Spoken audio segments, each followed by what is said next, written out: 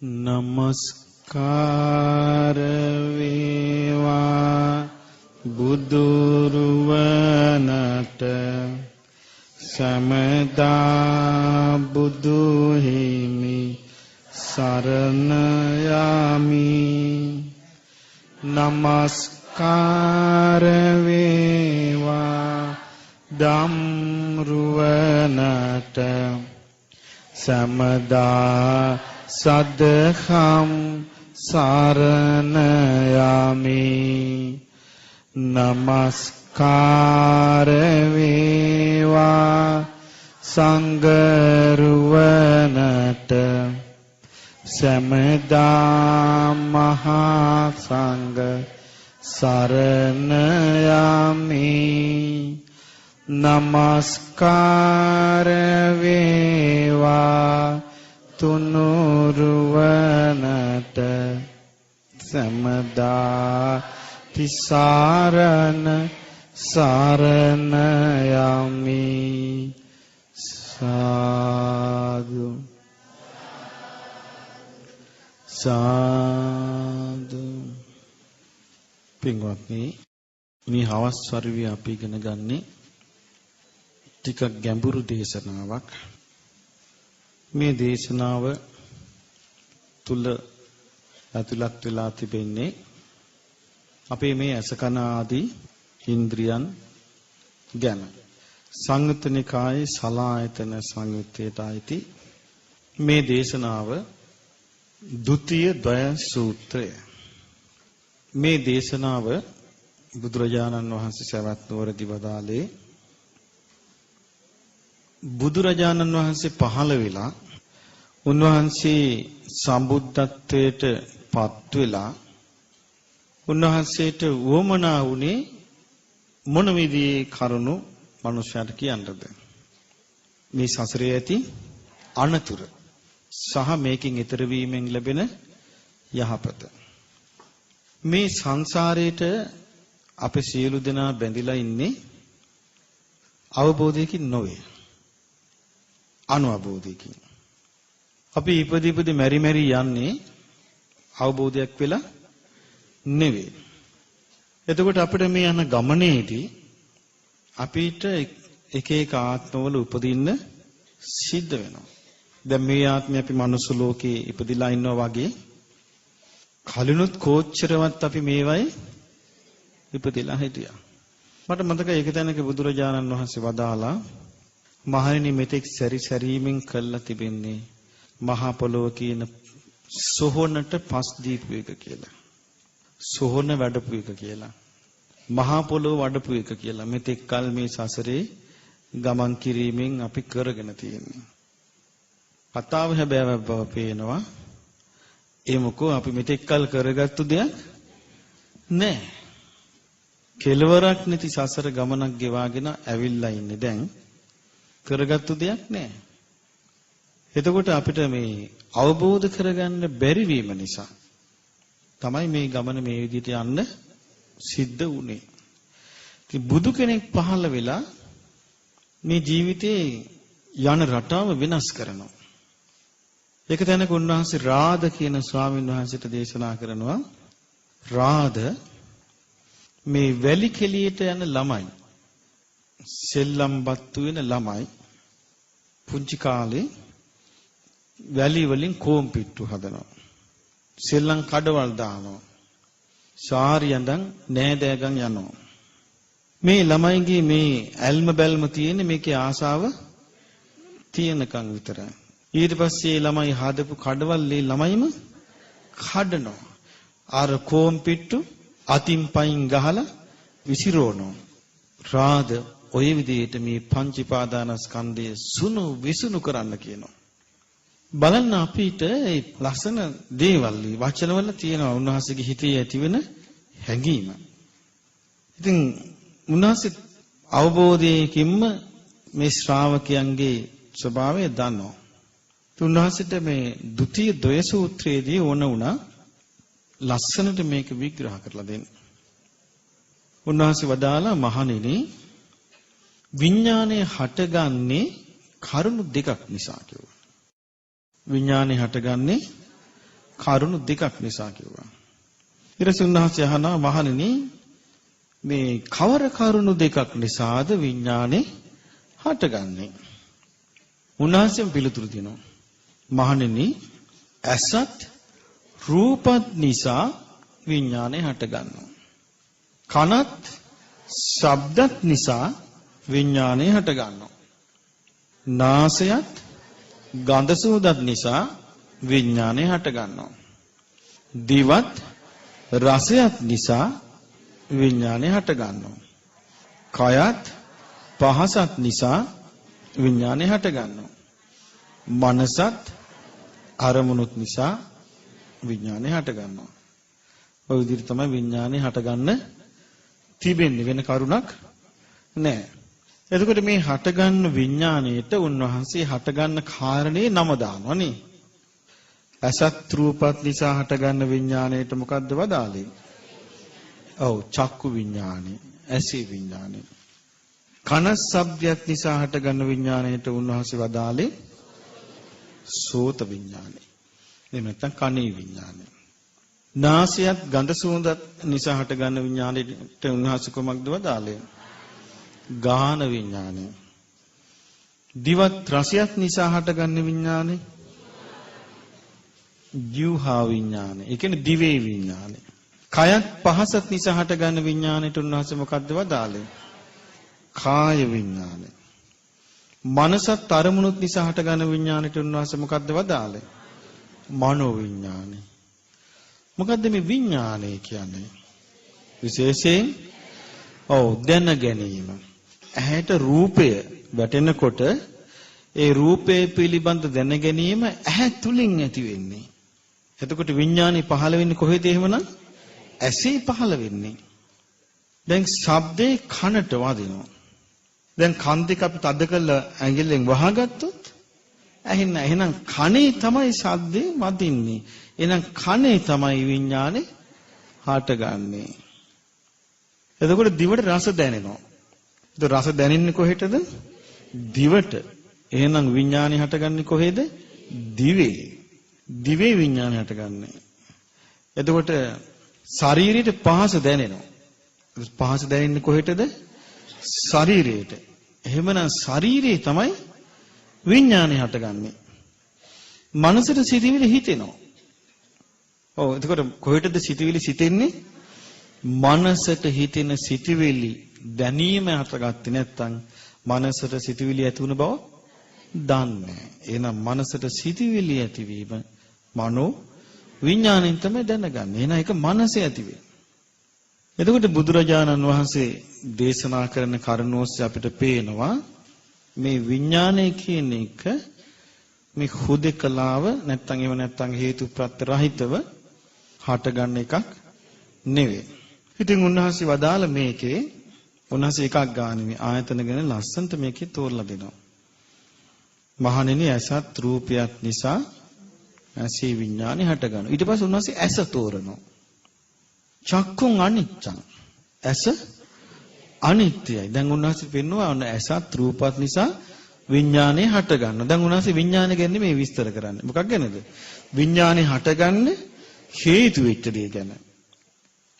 ඇස ගැන මා කියනවා චක්කුං අනිච්චං. ඒ කියන්නේ ඇස අනිත්‍යයි. අනිත්‍ය කිව්වේ වෙනස් වෙලා යනවා. විපරිණාමී. එක විදියට තියෙන්නේ ඒක. දැන් බලන්න අපිට පොඩි කාලේ තිබිච්ච ඇහැ නෙමෙයි දැන් තියෙන්නේ. විපරිණාමයටපත් වෙලානේ. තරුණ කාලේ ඇහැ නෙමෙයි වයසට යනකට තියෙන්නේ. එතකොට ඇහැ විපරිණාමයටපත් වෙනවා. විපරිණාමයටපත් වෙන්නේ ඇයි? අනිත්‍ය නිසා. එතකොට ඇහැ විපරිණාමයටපත් වෙනවා අනිත්‍ය නිසා. අඤ්ඤතා භාවී. තියෙන ස්වභාවය වෙනස් වෙලා යනවා. දැන් මේ හොදට තියෙන ඇස් අනිත්‍ය වෙලා යනවා නේ, වෙනස් වෙලා යනවා. ඇස් පේන්නේ නැතු යනවා. දැන් ඇස් වලට හැදෙනවනේ නොයෙක් රෝග නේ. ඇස් වලට ප්‍රෙෂර් හැදෙනවා. ඊළඟට ඇස් වල නහරවල් මෙරිලා යනවා. සමහරට ඇතුළෙම කුණු වෙනවා. සමහරට අපි දන්නේ නැහැ, සමහර විට මේ විස බීජ යනවා. එතකොට විස බීජ ගියාම මේ හිතා ගන්න බෑ මේ ශරීරයට විස බීජ යන සිදුරු තියෙන තැන්. ඉතින් ඇහත් විස බීජ යන සිදුර. ඇහට විස බීජ යනවා. ගියාම ඇහැ නරක වෙනවා. එහෙමනම් මේ විඥානේ හටගන්න හේතු වෙන මේ ඇහැ තමාගේ වශයෙන් පවත්වන්න පුළුවන් එකක් නෙවෙයි. අනිත්‍ය වූ එකක්. ඊළඟට බුදුරජාණන් වහන්සේ වදාලා රූපා අනිච්චා. ඇහැ විතරක් නෙවෙයි. ඇහැට යමක් පේනවද? ඒ පේන දේවල් රූප. මේ රූප කියලා කිව්වේ පින්තූර කියන අර්ථයෙන් නෙවෙයි. දැන් අපි සාමාන්‍ය රූප කියලා කියන්නේ දැක්කද රූපේ කියලා. අපි සාමාන්‍ය රූපේ කියලා කියන්නේ පින්තූර කියන අර්ථයට නේ. මෙතන රූප කියන්නේ මොකද්ද? සතර මහා ධාතුන්ගෙන් හටගත්තු දේ. ඇහැට පේන කොටසට අපි ඒකට කියනවා රූපේ කියලා. එතකොට ඇහැට පේන සතර මහා ධාතුන්ගෙන් හටගත්තු දේවල් වලට අපි කියනවා රූප. එතකොට මේ රූප අනිත්‍ය වෙලා යනවා නේ.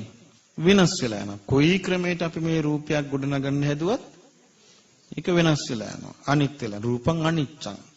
විපරිණාමිනෝ. වෙනස් වෙලා යනවා. විපරිණාමයට පත් වෙලා යනවා. අඤ්ඤතා භාවිනෝ. අන්‍ය ස්වභාවයට පත් වෙලා යනවා. එතකොට බලන්න විඥානයේ හටගන්න උපකාරී වෙන ප්‍රධාන කාරණා දෙකම අනිත්‍ය වෙලා යන දෙකක්. වෙනස් ස්වභාවයට පත් වෙලා යන දෙකක්. විපරිණාමයට පත් වෙලා යන දෙකක්. ඉච්ඡේතං ද්වයං චලංචේව වයංච අනිච්ඡං විපරිණාමී අඤ්ඤතාවයි. මේ දෙකම සැලෙන්නේද වේ වෙනසෙන්නේද වේ. ඒවා අපිට ස්ථිරව තියාගන්න පුළුවන් ඒවා නෙවෙයි. ඒ කියන්නේ ඇහත් සැලෙන්නේද වේ වෙනසෙන්නේද වේ. රූපත් සැලෙන්නේද වේ වෙනසෙන්නේද වේ. අනිච්චං විපරිණාමී අඤ්ඤතාභාවය. අනිත්‍යයි විපරිණාමයටපත් වෙයි අන්‍ය ස්වභාවයටපත් වෙයි. මේක තමයි ලෝකේ තියෙන ඕනෙම ඇසකට අයිති පොදු ස්වභාවය. ඕනෙම රූපයකට අයත් පොදු ස්වභාවය. මේක වැහිලා තියෙන්නේ. අපේ සාමාන්‍ය දැක්මට වැහිලා තියෙන්නේ. වැහුනේ මොකෙන්ද? අවබෝධි නැතිකමෙන් වැහිලා තියෙන්නේ. එතකොට වැහිලා තියෙන එකට අපිට පේන්නේ වෙනින් එකක්. පේන්නේ මොකද්ද? අනිච්චේ නිච්ච සංඤී.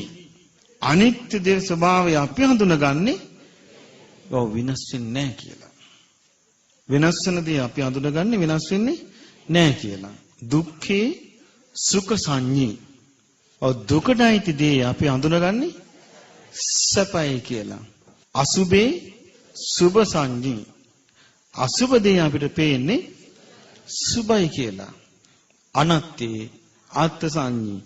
ආත්මයකින් තොර වූ අනාත්ම උදේ අපිට පේන්නේ ආත්මය කියලා. ඔන්න අවිද්‍යාවෙන් ඇතිවෙච්ච පටලවිල්ල. දැන් මේ පටලවිල්ලෙන් ගැලවෙන්න බැරි කම නිසා අපි මේ සංසාරේ මේ ඉරණමකට ගොදුරු වෙලා ඉන්නේ. ඉතින් බුදුරජාණන් වහන්සේ වදාලා මේ ඇහි විඥානේ හටගන්න උපකාරී වෙන මූලික කරුණු දෙක මොනවද?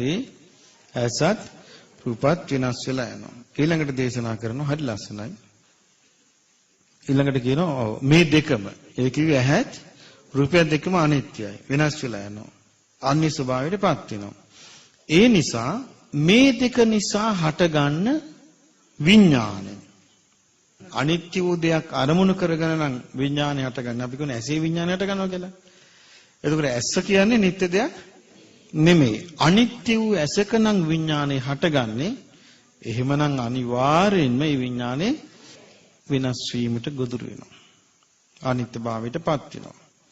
චක්කු විඥානං අනිච්චං විපරිණාමී අඤ්ඤතාවය. ඇසේ විඥානයත් අනිත්‍යයි වෙනස් වෙලා යනවා අන්‍ය ස්වභාවයටපත් වෙනවා. ඊළඟට බුදුරජාණන් වහන්සේ වදාලා යෝපි හේතු යෝපි පච්චයෝ චක්කු විඥානස්ස උප්පාදාය. මේ යම් හේතුවක් යම් ප්‍රත්‍යක් උපකාරක ධර්මයක් ඇද්ද ඇහි විඥානේ හටගන්න සෝපි හේතු සෝපි පච්චයෝ. ඒ හේතුවත් ඒ ප්‍රත්‍යයත් ඒ උපකාරක දෙයක් අනිත්‍යයි වෙනස් වීමටපත් වෙනවා. ඊළඟට බුදුරජාණන් වහන්සේ අහනවා මහණෙනි මේ අනිත්‍ය වූ දෙයින් හටගන්නා වූ විඥානේ අනිච්ඡං කෝපන බික්කවේ පච්චයන් පටිච්ච විඥානං. අනිත්‍ය වූ දේවල් වලින් හටගන්න විඥානේ චක්කු විඥාන ඇසේ විඥානේ කුතෝ නිච්ඡං භවිස්සති කොහොමද නිට්ටය වෙන්නේ? අනිත්‍ය දේවල් තුල හටගන්න දෙයක් නිට්ටය වෙන්නේ කොහොමද කියලා අහනවා. එතකොට දැන් බුදුරජාණන් වහන්සේ වදාලා ඇහි විඥානේ අනිත්‍ය වෙන්නේ ඇයි? අනිත්‍ය දේවල් තුල හටගන්න නිසා. අනිත්‍ය දේවල් හේතුවෙන් හටගන්න නිසා. ඊළඟට බුදුරජාණන් වහන්සේ වදාලා මහණෙනි මේ අනිත්‍ය දේවල් තුනේ යම් එකතු වීමක් ඇද්ද? සංගති. සංගති කිව්වේ එකට එකතු වීමක් ඇද්ද? සන්නිපාතෝ එකට රැස්වීමක් ඇද්ද? සමවායෝ එක්වීමක් ඇද්ද? අයං උච්චති බික්කවේ චක්කු සම්පස්සෝ. මහණෙනි මේකටයි කියන්නේ ඇසේ ස්පර්ශය කියලා. දැන් ඉස්සර අපි මේකට අපි ඉගෙන ගත්තේ ගැටීම කියලා. සමහර කියන්නේ ඇසට රූපේ ගැටෙනවා. ඒතර ස්පර්ශය කියන්නේ ගැටීම නෙමෙයි. ස්පර්ශ කියන්නේ මොකද්ද? එකතු වීම. තින්නම් සංගති. මේ කරුණු තුනේ එකතු වීම. එතකොට දැන් ඇහෙන් රූපයක් අපිට පේනකොට අනිත්‍ය වූ ප්‍රධාන කරුණු තුනක් එකතු වෙලා. මොනවද? අනිත්‍ය වූ ඇස, අනිත්‍ය වූ රූපය, අනිත්‍ය වූ විඥානය. අනිත්‍ය වූ ඇස, අනිත්‍ය වූ රූපය, අනිත්‍ය වූ විඥානය කියන තුන එකතු වුණාද ස්පර්ශයක් ඇති වෙන්නේ. අනිත්‍ය වූ ඇස, අනිත්‍ය වූ රූපය, අනිත්‍ය වූ විඥානය.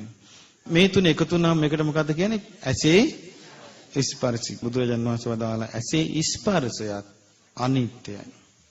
විපරිණාමයට පත් වෙනවා. අන්‍ය ස්වභාවයට පත් වෙනවා. බුදුරජාණන් වහන්සේ ඊළඟට වදාරනවා මහණෙනි ඇසේ ස්පර්ශයට හේතු භූත වන යමක් ඇද්ද? ඒකත් අනිත්‍ය වෙනවා නම් විපරිණාමයට පත් වෙනවා නම් අන්‍ය ස්වභාවයට පත් වෙනවා නම් ඒ ඇසේ ස්පර්ශය නිට්ටය වෙන්නේ කොහොමද කියලා අහනවා. කුතෝ නිච්ඡම් භවිස්සති. නිට්ටය වෙන්නේ කොහොමද? ඇසේ ස්පර්ශය අනිත්‍යමයි. ඉතින් බුදුරජාණන් වහන්සේ වදාලා චක්කු සම්පස්සෝ කුතෝ නිච්ඡෝ භවිස්සති. ඇසේ ස්පර්ශය කොහොමද නිට්ටය වෙන්නේ? ඇයි?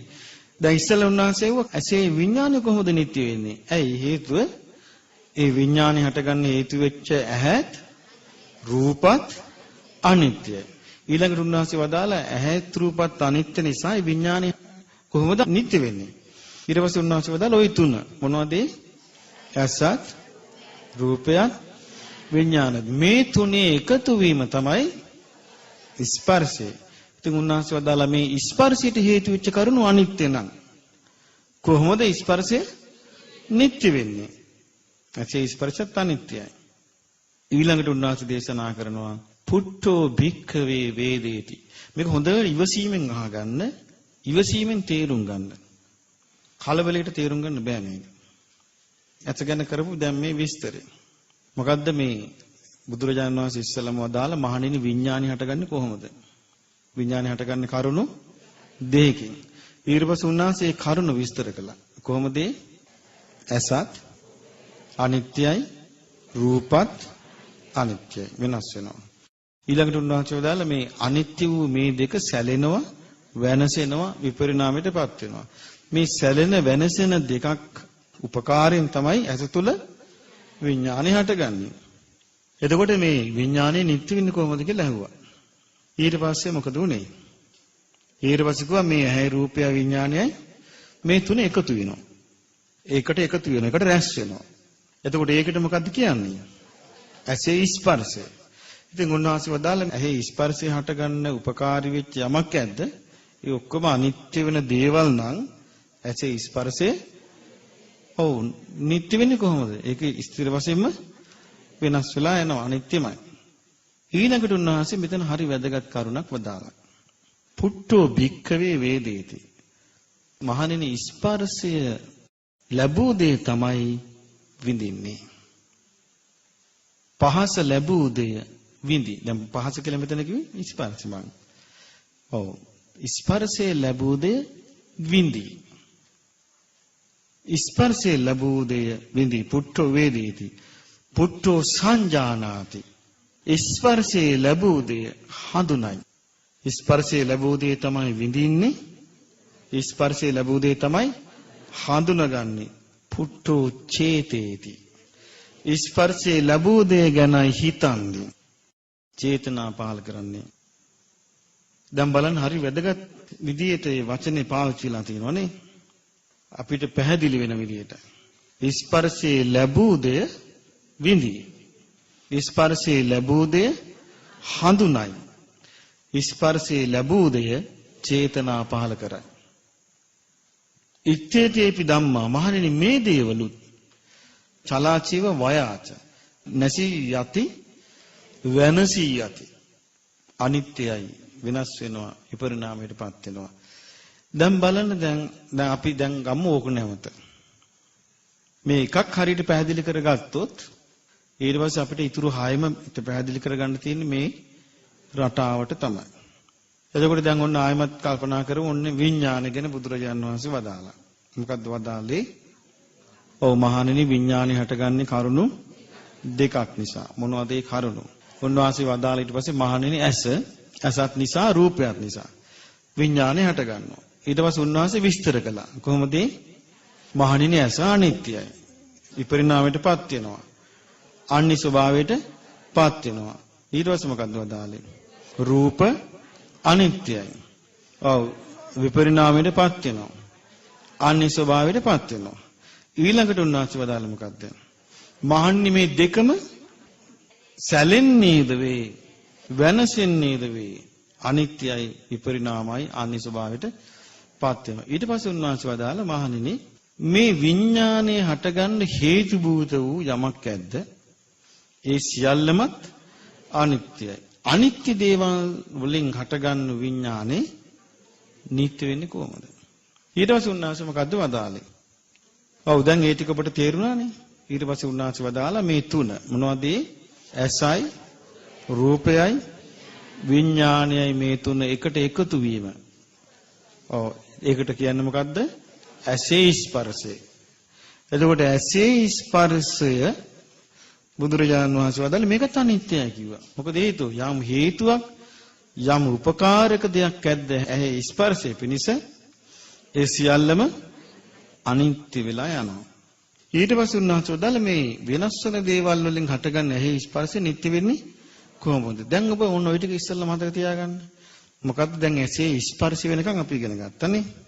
එතකොට උන්වහන්සේ අහනවා චක්කු සම්පස්සෝ කුතෝ නිච්චෝ භාවිස්සති. ඇහි ස්පර්ශය කොහොමද නිට්ටය වෙන්නේ? එතකොට ඇහි ස්පර්ශය අනිත්‍යයි. විපරිණාමයටපත් වෙනවා.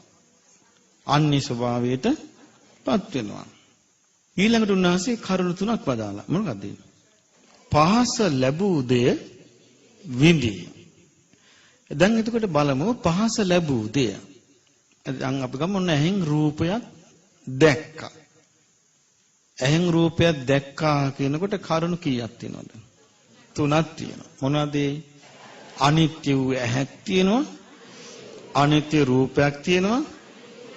අනිත්‍ය විඥානයක් තියෙනවා. ඒතර දැක්කා කියන්නේ ස්පර්ශය තුන. ඇහි රූපයයි විඥානය එකතු වුණා. ඒ ස්පර්ශය නිසා ඇසේ ස්පර්ශය ලැබූ දෙය ඔන්න විඳිනවා. එතකොට අනිත්‍ය වූ දෙයක්ද නැද්ද විඳීම?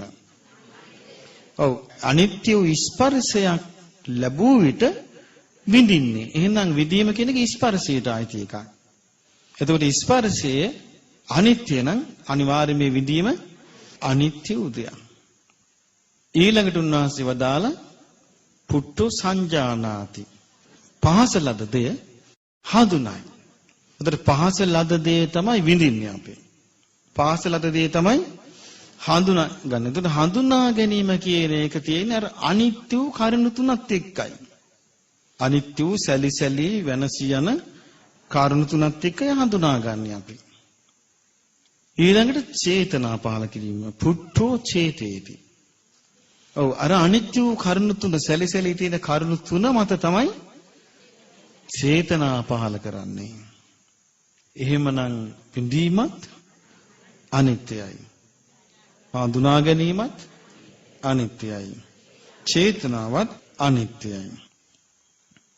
එතකොට දැන් බුදුරජාණන් වහන්සේ මේ ද්වය සූත්‍රයේදී උන්වහන්සේ එක එක ආයතනයට ওই වගේ විස්තරේ කියා දෙනවා.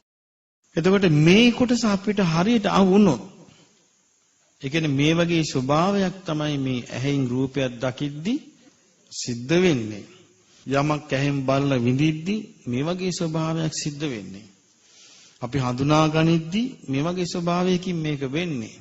චේතනා පහල කරද්දි මේ වගේ ස්වභාවයකින් වෙන්නේ කියන මේ ඇත්ත සිද්ධිය අපි දැක්කොත් අන්න එදාට අපේ ජීවිතේ වෙනස් වෙන්න පටන් ගන්නවා. ඇයි ආපු රටාව තුළ අපි ඇත්ත ස්වභාවය නොදැකනේ ආවේ. ඇත්ත ස්වභාවය හඳුනා නොගෙන නොදැක අපි ආවේ. ඊළඟට බුදුරජාණන් වහන්සේ විග්‍රහ කරනවා මහණෙනි දැන් බලන්න කියනවා කන ගැන. කන ගැන බලන්න කියනවා කනේ විඥානි. මොකද්ද කන ගැන බලනකොට කනේ විඥානය හටගන්නේ මොකෙන්ද? කනත් ශබ්දත් නිසා. එතකොට කන අනිත්‍යයි. ඔව් විපරිණාමයට පත් වෙනවා. ආනි ස්වභාවයට පත් වෙනවා. ඔව් දැන් සමහර අවස්ථාවල් තියෙනවා මේ හයියෙන් සද්ද යන ළඟ හිටපුවාගේ කන් අඩි පුපුරනවා. එතකොට ආයේ කනේ ඇහිල්ල නැතු වෙනවා. ඉවරයි. සමහරුන්ගේ කන් නිකම්ම ඇහෙන්නේ නැතුව කන් අඩි දිරලා යනවා. වාසිත යනකොට කන දිරනවා. එතකොට අර පරණ විදියට කන ඇහෙන්නේ නැතු යනවා. එතකොට කනට තියෙන මේ ශබ්දයේ උරා ගන්න ගතිය ඒ ඔස්සේ තමයි විඥානේ හටගන්නේ. එතකොට කනත් අනිත්‍යයි. කනට ඇහෙන ශබ්දත් අනිත්‍යයි. එතකොට අනිත්‍ය වූ කනත් අනිත්‍ය වූ ශබ්දත් නිසා කනේ විඥානේ හටගන්නේ. එතකොට විඥානේ හටගන්නේ කොහේද? කනේ. කනේ විඥානේ හටගන්නේ. දැන් ඒ කනේ විඥානේ හටගන්නකොට කරුණු කීයක් එකතු වෙනවද? 3යි. කනයි ශබ්දයයි විඥාන. කනයි ශබ්දයි විඥාන එකතු වෙනවා. එතකොට අනිත්‍ය වූ ස්පර්ශයක්. ඒකට මොන ස්පර්ශද කියන්නේ අපි? කනේ ස්පර්ශය. මේ කනේ ස්පර්ශය නිට්ටයද අනිත්‍යද? අනිත්‍ය. ඒ කියන්නේ දැන් ඔන්න මම කතා කරනෝනේ දැන්. දැන් ඔබට කන තියෙනවා. දැන් ඔබට කනට ඇහෙනවා. දැන් ඔබට පාවිච්චි කරන කන අනිත්‍ය වූ වෙනස් වෙවි යන විපරිණාමයටපත් වෙන කන. දැන් ඔබට ශබ්දයක් ඇහෙනවා. මේ ශබ්දය අනිත්‍ය වූ විපරිණාමයටපත් වෙන වෙනස් වෙවි යන දෙයක්. එතකොට මේ ශබ්දේ කනට වදිද්දී ඔබ දැනගන්නවා. ඒ දැනීම තමයි විඥානය. එතකොට දැනීම හටගන්නේ කනින්. එතකොට ඒක වෙනස් වෙවි යනවා. එතකොට බලන්න දැන් කනයි රූපයයි විඥානය එකතු වුණා. ඔව් ස්පර්ශය ඇති වුණා. ඉතින් බුදුරජාණන් වහන්සේ වදාළේ මේ ස්පර්ශය අනිත්‍ය වූ ස්පර්ශයක්. මේක නිට්ටය වෙන්නේ කොහොමද කියලා අහනවා. ඊට පස්සේ උන්වහන්සේ වදාලා පුට්ඨු වේදේති. පහස ලබන්නේ පහස ලදුවේ විඳි. හොඳ කනට ශබ්දය ඇහෙනවා. ඒතර විඳිනවා. ඒක විඳීමක් තියෙනවා. යම් තැනක ස්පර්ශයක් ඇද්ද ඒතර විඳීමක් තියෙනවා. ඒතර පහස ලදුවේ විඳි. පහස ලැබුව විට හඳුනන. ඒක පහස ළමකට හඳුනා ගන්නවා. දැන් ඔබට මතකද අපි උදේ වරුවේ කතාවකදී අපි කිව්වා මෙහෙම මාළුවා මැරිලා පා වෙලා ආවා. දැන් මාළුවා පෙවුන්නේ නැද්ද? පෙවුණා. කෙකිනි වේගෙන් ගිහිල්ලා තුඩෙන් අල්ලගත්තා. පෙවුන්නේ නැද්ද? පෙවුණා. මාළුවා වලගේ හෙල්ලුවා. පෙවුන්නේ නැද්ද? ඒ මොකද්ද ඒක? හඳුනා ගැනීම. එතකොට අපිට මේ ඇස් දෙකට නෙමෙයි ඒක හඳුනාගත්තේ අපි. හිතට. දැන් මේ අරමුණත් එක්ක හිත වැඩ කළා නෙමෙයිද? හඳුනාගත්තා. ඒ කොට සිරණයකට ඒක නැතුව ගියා. එතකොට පාස ලබන දේ විඳි, පාස ලබන දේ හඳුනා ගනි. පාස ලබන දේ ගැන චේතනා පහළ වේ. එතකොට මේ ඔක්කොම තියෙන්නේ කුමක් එක්කද? ස්පර්ශයත් එක්කයි. මට මතකයි ඒක තැනක බුදුරජාණන් වහන්සේ වදාලා මේ දුක කැටි කළා කියනෝ නම් එක වචනෙන් කියන්න පුළුවන් කිව්වා. ස්පර්ශය කියලා. හරිම පුදුමයි. මේවා තේරුම් ගන්න නම් අපි බොහොම ඉවසීමෙන් තේරුම් ගන්න ඕනේ. කලබලයට මේවා තේරුම් ගන්න බෑ. ඊළඟට බුදුරජාණන් වහන්සේ දේශනා කරනවා මේ සියල්ලම නැසී යන දේවල්. වෙනසී යන දේවල්, අනිත්‍ය වූ දේවල්. ඊළඟට බුදුරජාණන් වහන්සේ දේශනා කළා නාසය ගැන. නාසයේත් හට ගන්නවා විඥානය. එතකොට විඥානයේ නාසය හටගන්නේ කරුණු දෙකක් නිසා. මොනවද? නාසයත් ගඳ සුවඳ. මේ නාසය නිට්ටයද අනිත්‍යද? නාසය අනිත්‍යයි. අපි දන්නේ මොන දේවල් මේ නාහි රෝග හට ගන්නවාද කියලා. හැබැයි නාහයක් කාලයක් යනකොට දිරනවා. නාහේ තියෙනවා මේ ගඳ සුවඳ දැනගන්න ස්වභාවයක්. මේක දිරලා යනවා. වයසට යනකොට ගඳ සුවඳ දන්නේ ගොඩක් අය. මට සමහර ආච්චිලා සීයලා කියලා තියෙනවා දැන් අනේ ස්වාමීනි අපි කනවා රහමකවත් තේරෙන්නේ නැහැ කියනවා. දුනියාබුල් තේරෙන්නේ නැහැ කියනවා. ඒ මොකද්ද මේ වෙන්නේ? මැරීමයි. දැන් ඉස්සර වගේ නෙමෙයි කියන මේ ව්‍යංජන වල සුවඳක් තේරෙන්නේ නැහැ කියනවා. සුවඳ තියෙනවා. දැනෙන්නේ නැහැ. නාසය මැරිලා. එතකොට නාසය අනිත්‍ය වෙලා යනවා. නාසයේ දැන්න යම් සුවඳක් ඇද්ද ගඳක් ඇද්ද ඒක අනිත්‍ය වෙලා යනවා. දැන් බලමු ඒක නම් අපිට හරියට ප්‍රකටව තේරෙන එකක් නේ. දැන් සමහර මල් තියෙනවා සුළු වෙලාවටයි සුවඳ තියෙන්නේ. ඒ මල පර වෙනකොට ඒ සුවඳට වෙනුවට දුර්ගන්ධයක් එනවා. සමහර ආහාර තියෙනවා සුවඳයි. හැබැයි ඒක පිළුණු වෙච්ච ගමන් ගඳක් එන්නේ. එතකොට යම් ස්වභාවයකින් සුවඳක් තිබ්බද සුවඳ කියන එක මට තේරෙන හැටියට ඉක්මනින්ම වෙනස් වෙලා යනවා. එතකොට දැන් අපි ගත්තොත් මේ ශරීරයක් ගත්තොත් අපි උන නානවා. නාලොන්ද හොඳ සබන් ගාලා නාලා පීදනවා. විනාඩි කිහිපයකින් ඉවරයි නේද? ඊට පස්සේ ආයි ගඳ. එතකොට අපිට පේනවා මේ ශරීරයටයි දේවල් දුර්ගන්ධින්ම යුක්තයි. එතකොට මේ යම් නාසයක් ඇද්ද? ඒ නාසය අනිත්‍යයි. යම් නාසයට දැනෙන ගඳ සුවඳක් ඇද්ද? ඒක අනිත්‍යයි. එතකොට නාසයේ තමයි හටගන්නේ විඥානය. එතකොට අනිත්‍ය දෙයින් හටගන්නා වූ විඥානයක් නිට්ටය වෙයිද? අනිත්‍යමයි. ඉතින් බුදුරජාණන් වහන්සේ වදාළ මේ තුන එකතු වෙනවා. ඔව් දැන් අපි ගත්ත තුන නාසයට ගඳ සුවඳක් මොකක් හරි දැනුණා කියමු. ඒ දැනුණා කියන්නේ මොකක්ද උනේ? නාසයයි ගඳ සුවඳයි විඥානයයි එකතු වුණා. ඒකතු වෙච්ච ගමන් මොකද්ද උනේ? ස්පර්ශයක් ඇති වුණා. ඊට පස්සේ ස්පර්ශ නිත්‍යද අනිත්‍යද? අනිත්‍යයි. පහස ලබන දේ විඳි. එතකොට ඒ ස්පර්ශේ ලැබුණු දේ තමයි විඳින්නේ. පහස ලබන දේ හඳුනයි. ඔන්න අපි කියමු ඔන්න එනවා කියලා පිච්ච මල් සුවඳක් එනවා. ඔන්න දැන් පිච්ච මල් පේන්නේ අපිට. මල් සුවඳ එනවා. ඔන්න නාසයට මල් සුවඳ දැනුණා. නායයි සුවඳයි විඥානේ එකතු වෙච්ච ගමන් විඳිනවා අපි. විඳ ගමන් අපිට හිතට මැවෙන්නේ මොකද්ද? පිච්ච මල. අර සුවඳ දැනුණා. කලින් අපිට උනේ ඉස්සෙල්ලා අපි හඳුනගන්න සුවඳක් කියලා. ඊට පස්සේ අපිට පේනවා මේක ඇහැට පේනවා. අපි ඇහි රූපයෙන් හඳුනගත්තා මේ අසවල් මලින් මේ සුවඳ එන්නේ. ඊට පස්සේ ඒක තමයි අපේ හිතට එන්නේ. සමහර මට එක අම්මා කෙනෙක් හම්බුනේ. ඒ අම්මගේ දුව නැති වෙලා. එතකොට නිකන් අලුත් ගවුමක් ඇඳගෙන ගියත් ඒ අම්මට ඒ සුවඳ දැනෙනවා. ඒතර ඒ අම්මා කියන්නේ මේ දුවගේ සුවඳ එනවා. ඒ කියන්නේ සුවඳත් එක්ක අම්මට මතක් වෙන්නේ දුවව. එහෙම එතකොට අපිට පේනවා මේ එක එක්කෙනා හිතන පිළිවෙලට තමයි මේ හඳුනා ගැනීම තියෙන්නේ. එතකොට පහස ලැබූ දේ විඳි, පහස ලැබූ දේ හඳුනයි, පහස ලැබූ දේ ගැන චේතනා පහල කරයි. එතකොට කර්මී තියෙනෙත් එතකොට ස්පර්ශයේ ප්‍රත්‍යන්නේ. ස්පර්ශයේ ප්‍රත්‍ය.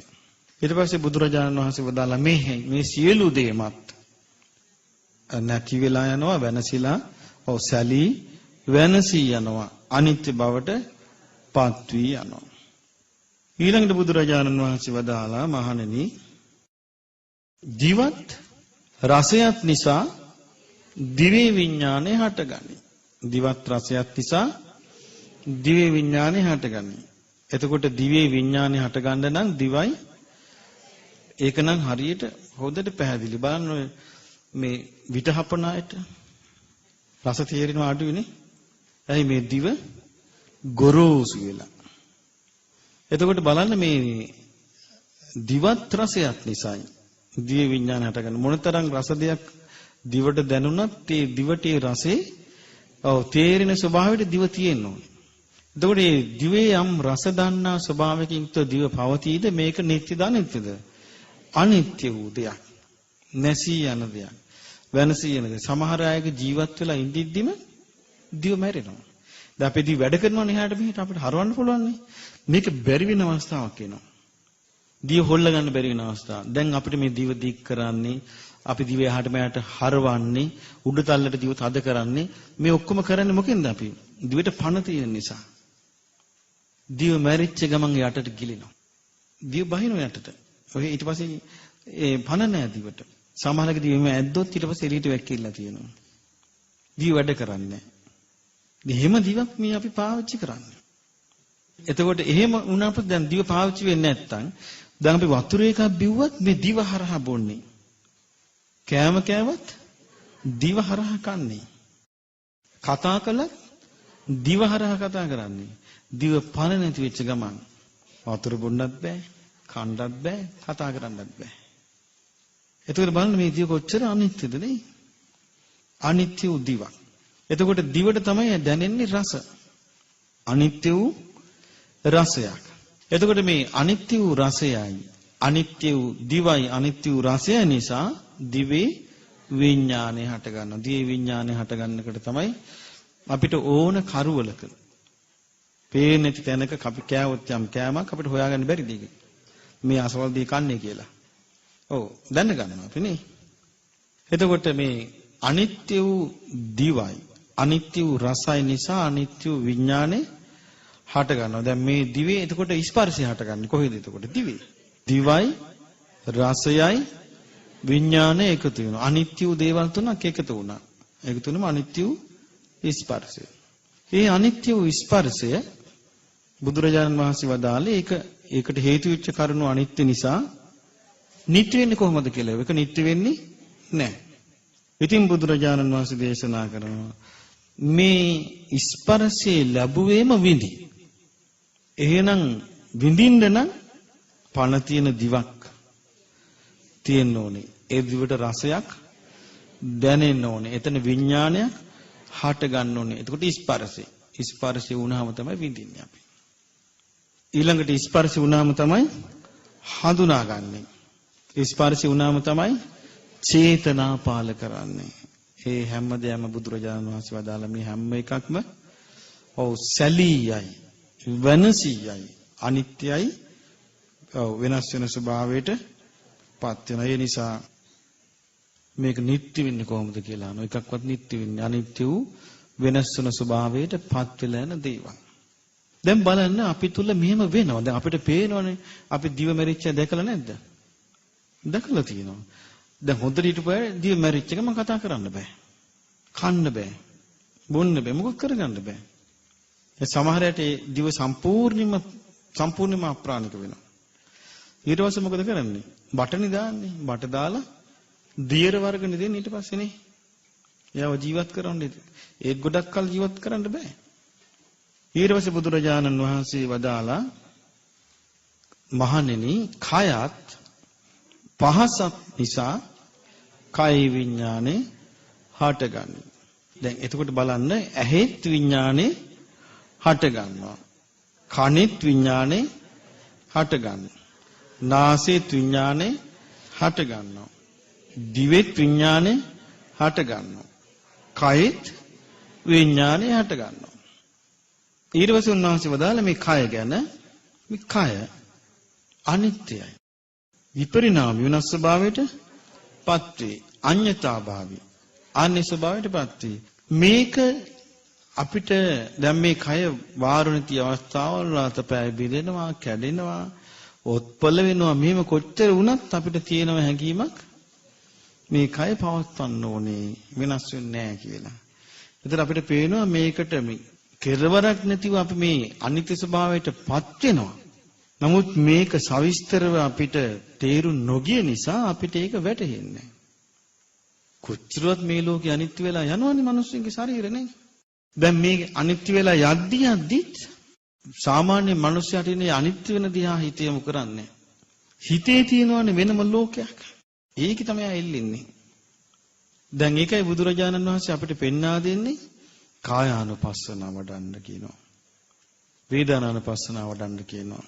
චිත්තානුපස්සනාව වඩන්න කියනවා. ධම්මානුපස්සනාව වඩන්න කියනවා. ඇයි? අර මනෝලෝකෙ බිඳින්නේ උතනින් තමයි. මනෝලෝකෙ කුඩුපට්ටම් වෙනවා. සාමාන්‍ය ස්වභාවය තමයි මේ අනුපස්සනාව වඩන්න නැතුණාන් පස්සේ අර මනෝලෝකෙ තුල තමයි යා ජීවත් වෙන්නේ. දැන් අර විදිහට සතර සතිපට්ඨාන 100 පිටවනකොට මෙතන මනෝලෝකෙ ඉඩක් නැහැ. ඇයි වෙනස් වෙන ලෝකියා දකින්නේ. දැන් මේ කය ගැන උන්වහන්සේ කොච්චරවත් පෙන්වා දෙනවන්නේ රෝග හට ගන්නවා කියනවා. චක්කු රෝගෝ, සෝත රෝගෝ, ගාහන රෝගෝ, ජීවා රෝගෝ, කාය රෝගෝ, මුඛ රෝගෝ, දන්ත රෝගෝ මේ ආදී වශයෙන් උන්වහන්සේ පෙන්වා දෙනවා මේ හැදෙන ලෙඩ දුක් ගැන.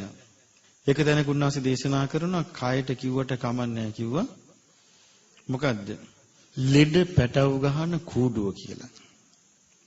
ඔව් රෝග පැටව ගහන කූඩුව කියලා ශරීරයට කිව්වට කමන්නේ කිව්වා. ඒ මේකනේ මේ හැම රෝගයක්ම හටගන්නේ. එතකොට මේ ශාරීරික ස්වභාවය අනිත්‍ය වෙලා යනවා. එතකොට ශරීරයට යම් පහසක් දැනෙනවාද? ඒකත් අනිත්‍ය වෙලා දැන් නවත්තන්න බෑ අනිත්‍ය වෙලා යන එක. හැබැයි මේ අනිත්‍ය වූ කයත් අනිත්‍ය වූ පහසත් නිසා අනිත්‍ය වූ විඥානය හට ගන්නවා. බුදුරජාණන් වහන්සේ වදාළේ අනිත්‍ය වූ කයක අනිත්‍ය වූ පහසක හේතුවෙන් හටගන්න විඥානෙ කොහොමද නිට්ටි වෙන්නේ? මේ දෙකම අනිත්‍යයි. මේ විඥානයත් අනිත්‍යයි. ඊළඟට බුදුරජාණන් වහන්සේ වදාලා මේ අනිත්‍ය තුන එකතු වෙනවා.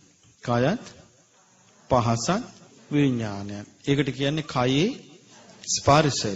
කයේ ස්පර්ශය. ඔව් ඒකත් අනිත්‍ය වෙලා වෙනස් වෙලා විපරිණාමයටපත් වෙනවා. යම් හේතුවක් ඇද්ද ස්පර්ශයට ඒක නැති වෙලා යන එක. එතකොට උන්වහන්සේ වදාළේ ඒ නිසා ස්පර්ශය නිට්ටය වෙන්නේ ස්පර්ශය අනිත්‍යයි.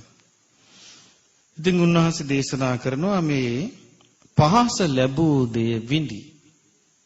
එතකොට ශරීරයයි පහසයි විඥානය එකතු වුණාම තමයි විඳින්නේ. හඳුනගන්නේ. ඔව් චේතනා පහල කරන්නේ. මේ ඔක්කොම සිද්ධ වෙන්නේ එහෙම. එතකොට මම කියන්නේ හඳුනා ගැනීම අපේ හිතේ තියෙන එකක් කියලා. දැන් අපි ගත්තොත් ඔන්න අපි කාර්යවලේ නීති. දැන් ඔන්න අපිට දැනෙනවා අපි කිව්වොත් අපි කොට්ටෙට හේතු වෙලා ඉන්නවා කියලා. ඕන්න අපිට සීතලට දැනෙනවා. එතකොට මොකද්ද හිතෙන්නේ? සර්පෙක්වත්. හඳුනාගෙන වෙනස් වෙන්නේ නැද්ද? සීතලට හිතුන ගැස්සිලා ඇහැරෙනවා. බැලින සර්පයන් නෙමෙයි ටෝච් එක. එතකොට හඳුනා ගන්න දේ හැමතිස්සෙම වෙනස් වෙන්න බැරිද? එතකොට පේනවා තනිකර මේ මානසික ස්වභාවයක් එක්ක තමයි තියෙන්නේ. හඳුනා ගැනීම. එතකොට පහස ලැබුවේ විඳි. පහස ලබන දේ හඳුනා ගනී. පහස ලබන දේට අනුව චේතනා පහල කරයි. දැන් බලන්න මේ බුදුරජාණන් වහන්සේ නමක් විග්‍රහ නොකරනද මේවා අපිට ලෝකේ දැනගන්න කිසිම ක්‍රමයක් නැහැ. කවුරුවත් දන්නේ නැහැ. ඉතින් ලෝකේ කතා කරන අනිත්‍ය ගැන. ඒ කතා කරන්නේ උඩින් පල්ලි. ඒක ඇත්තක් නෙමෙයි. ඒක අවබෝධ වෙන එක නෙමෙයි. හැමෝට ලෝකේ ගොඩක් අය කතා කරනවා මේ ලෝකේ තියෙන බොහොම ක්ෂණයයි. ඒක නැති වෙලා යනවා. වෙනස් වෙලා යනවා කිය කතා කරනවා. ඒක වෙන විදිය දන්නේ. ඊළඟට බුදුරජාණන් වහන්සේ වදාලා මනසත් අරමුණුත් නිසා මනසේ විඥාන මනෝ විඥානය හට ගන්නවා. උන්වහන්සේ දේශනා කරනවා මහණෙනි මනස අනිත්‍යයි. මනසට දැනෙන අරමුණු අනිත්‍යයි. ද මනස අනිත්‍යයි වෙනස් වෙන ස්වභාවයකට විපරිණාමී අන්‍ය ස්වභාවයටපත් වෙනවා. අඤ්ඤතාභාවී. ධම්මා කියන අරමුණුත් අනිත්‍යයි වෙනස් වෙන ස්වභාවයටපත් වෙනවා අන්‍ය ස්වභාවයටපත් වෙනවා. එතකොට මේ මනසයි අරමුණු දෙකම සැලී සැලී යන නැසි නැසි යන දේවල්. මේවයින් හටගත්තු මනෝ විඥානේ නිට්ටය වෙන්නේ කොහොමද කියලා අහනවා. ඒ නිසා උන්වහන්සේ දේශනා කරනවා මනෝ විඥානයේ සඳහා යමක් උපකාර වෙනවාද ඒ ඔක්කොම අනිත්‍ය නිසා මනෝ විඥානය අනිත්‍යයි. මේ තුන එකතු වෙනවා. මනසයි ආරමුණුයි මනෝ විඥානය. ඒක මොකද්ද? මනසේ ස්පර්ශය. උන්වහන්සේ දේශනා කරනවා මේ මනසේ ස්පර්ශය කියන දේ අනිත්‍යයි. දැන් බලන්න හිතලා අපි හිතපු දේවල් අපි එක එක කාලවල එක එක දේවල් හිතනව නේද? පුංචි කාලේ හිතනවා වෙන විදියකට. තව කාලයක් හිතනවා තව විදියකට. මට එක්කෙනෙක් හම්බ වුණා තරුණේ හරි ආසයි සැමන් කන්න. දැන් මම ඉතින් කිව්වා මම රස්සාවක් කළා දවසක කනවා සැමන්. දැන් දවසක් මෙයා කොහමද නැවක වැඩ කරන්නේ. නැවේ ගිහිල්ලා කොහම හරි සැමන්මයි කන්න උනේ. දැන් මෙයා සැමන් දකින්නට වමනෙට එනවා. මම කියනවානේ මතක් කරන්න එපා සැමන්. දැන් බලන්න එක කාලයකට හිතපු දේ ආස කර කර හිතපු දේ එක කාලයකට අප්පිරියයි. පිළිකුල්. එහෙමනම් එකම දේ හිතට ආපු එක එකම ස්වභාවයෙන් තිබ්බනම් අනිත් කාලෙටත් ඒක එහෙම වෙන්න එපයි. දැන් බලන්න මනසට හිතනියන් අරමුණක් ඇද්ද? ඒ අරමුණ අනිත්‍යයි. ඒ අරමුණ අනිත්‍යයි. ඒ නිසා දැන් සමහර අවස්ථාවල් තියෙනවා අම්මලා ඔන්න දරුවන්ව පොඩි කාලේ බොහොම ආදරෙන් හදනවා. ඊට පස්සේ අම්මලා තනියම හිතනවා අනේ අපිට කාලයක් එනවා මේ දරුවන්ගෙන් වෙන් වෙන්න වෙනවා. මේ දරුවන්ව විවාහ කරලා දෙන්න අර කීරස්සාවල වලට යවලා මේ දරුවන්ව වෙන් කරන්න වෙනවා. ඒ පොඩි කාලේ ළමයි හුරතල් කර කර ඉඳිද්දි දෙමව්පියන්ට ඇති වෙන හැඟීම ඇති වෙනකොට දෙමව්පියන්ට බයක් ඇති වෙන්නේ නැද්ද? අනේ මේ දරුවන්ගෙන් වෙන් වෙලා අපි කොහොමද ඉන්නේ කියලා. නමුත් නිසි කාලේ එනකොට කොච්චර අකමැති වුණා. ඒකට කැමති වෙන්න සිද්ධ වෙනවා.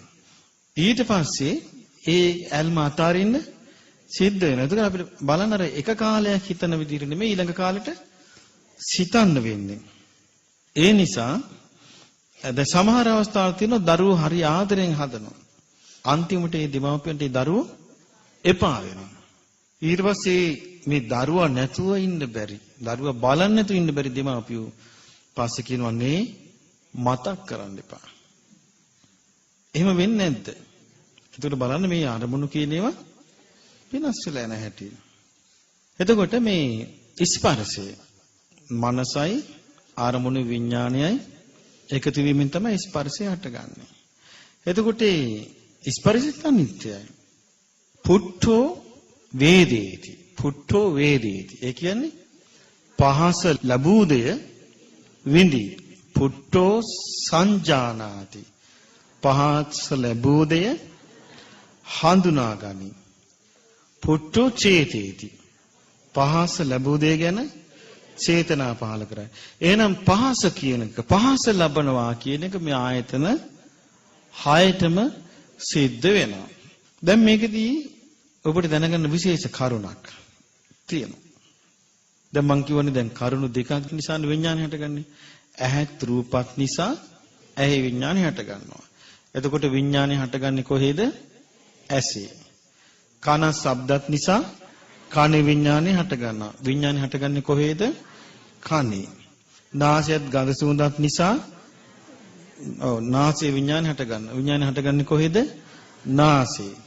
දිවත් රසයත් නිසා විඥානය හටගන්නවා. විඥානය හටගන්නේ කොහේද? දිවේ. කයත් පහසත් නිසා විඥානය හටගන්නවා. විඥානය හටගන්නේ කොහේද? කයේ. මනසත් අරමුණුත් නිසා විඥානය හටගන්නවා. විඥානය හටගන්නේ කොහේද? මනසේ. එතකොට දැන් ඔන්න හොඳට සුද්ධිට මතක තියාගන්න ඕනේ. පැහැදිලි විදිහට. ඉවසීමේ. මොකද්ද? විඥානය හටගන්නවා ඇසේ. විඥානය හටගන්නවා කනේ.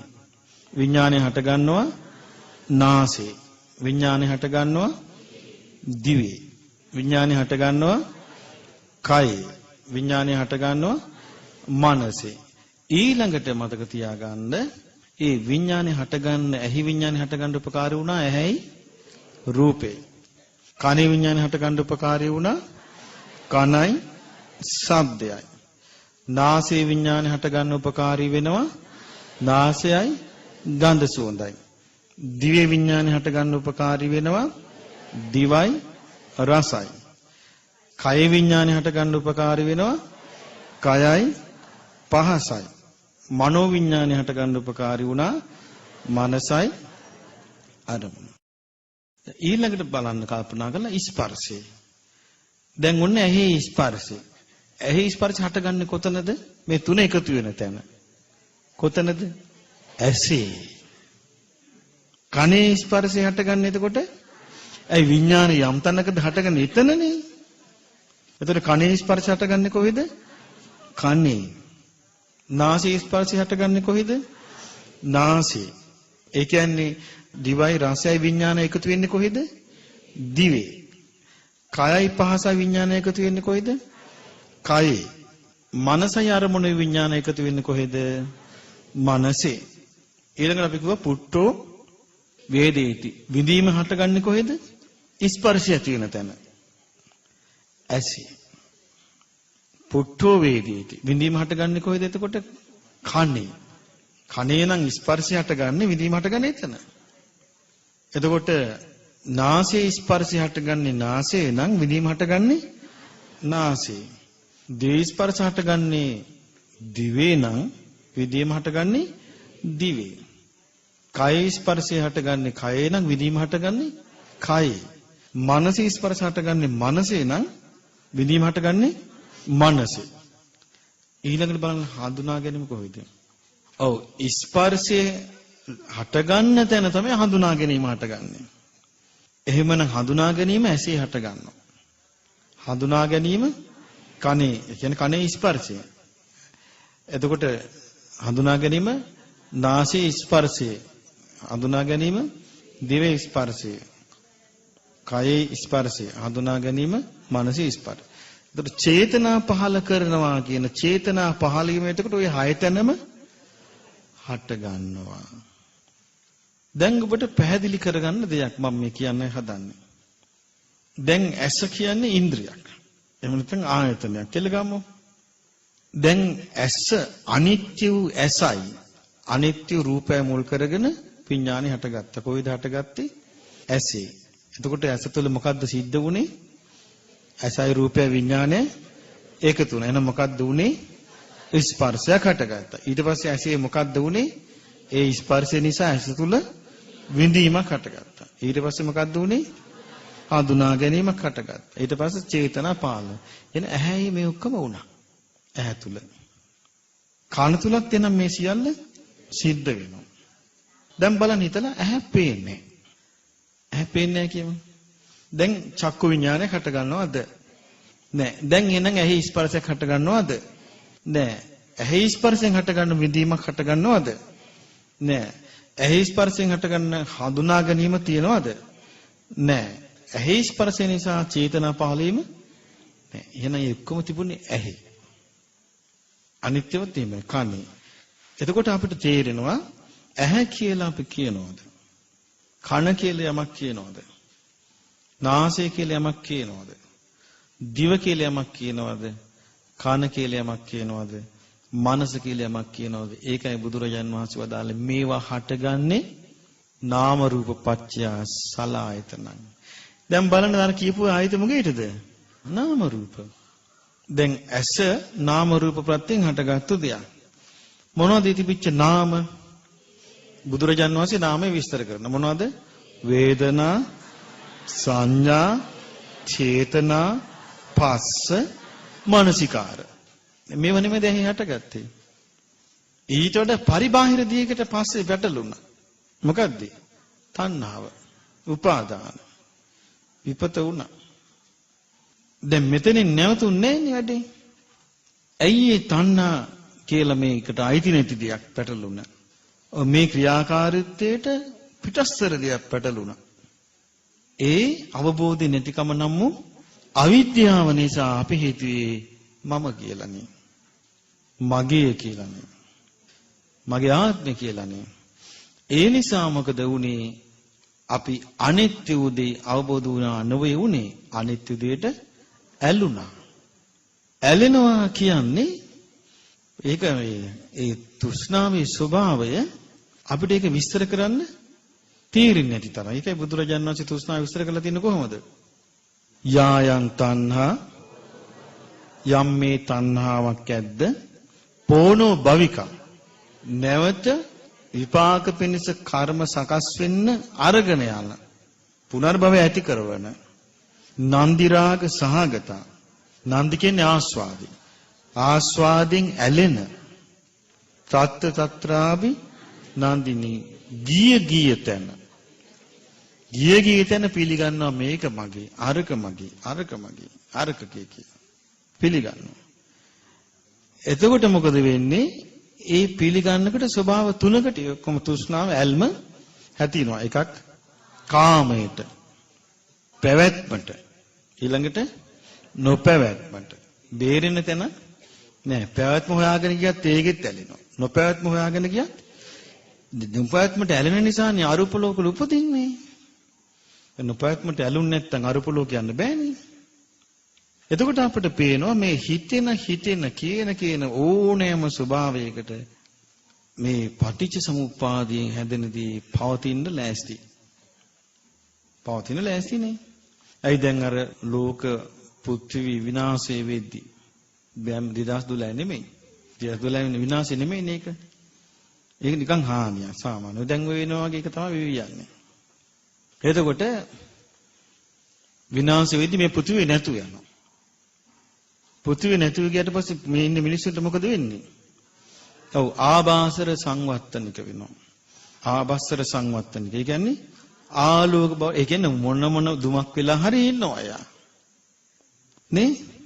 දුමක් වෙලා හරි හුලඟක් වෙලා හරි ඉන්න පුළුවන් යම් විදියක් ඇද්ද? ඕන විදියකට ඉන්නවා. මේක පටිච්ච සමුප්පාදයෙන් නම් නිකන් ගැලවෙන්න බෑ. ඒක මේ පුද්ගල සංකල්පයේ මත මම මාගේ කියන සංකල්පයේ මත ඔව් ඊළඟට තෘෂ්ණා සහගත හැඟීම් මත නිරන්තරයෙන්ම සකස් වී යනවා. ඒක නවත්තන්න නම් ඒ පටිච්චසමුපාදයේ සිඳී බිඳී යන ආයුරින් ආර්ය අෂ්ටාංගික මාර්ගේ වැඩෙන්න ඕනේ. ආර්ය අෂ්ටාංගික මාර්ගයේ වැඩිච්ච දවසට විතරයි පටිච්චසමුපාදයේ ගැලවිලා යන්නේ. එතකන් තියෙනවා.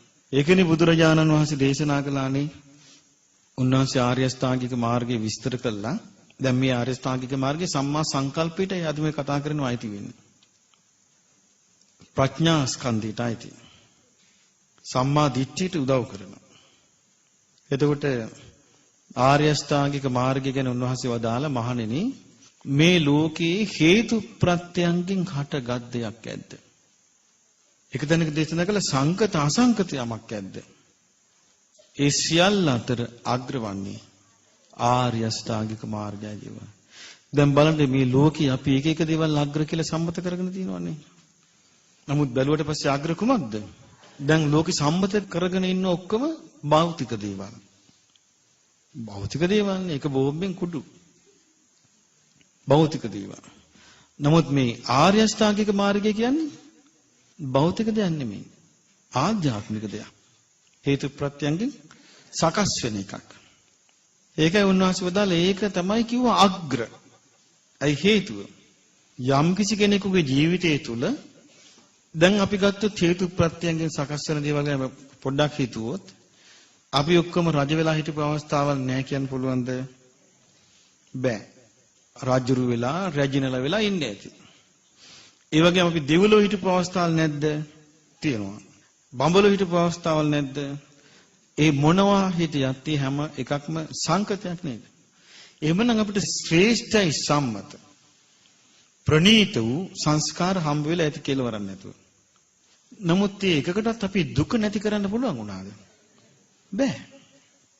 හැබැයි මේ සංකතයක් තමයි සම්මා දිට්ඨියත්. හේතු ප්‍රත්‍යයෙන් හටගන්න එකයි.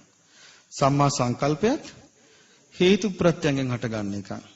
සම්මා වාචාත් හේතු ප්‍රත්‍යයෙන් හටගන්න එකයි. සම්මා කම්මන්තත් හේතු ප්‍රත්‍යයෙන් හටගන්න එකයි.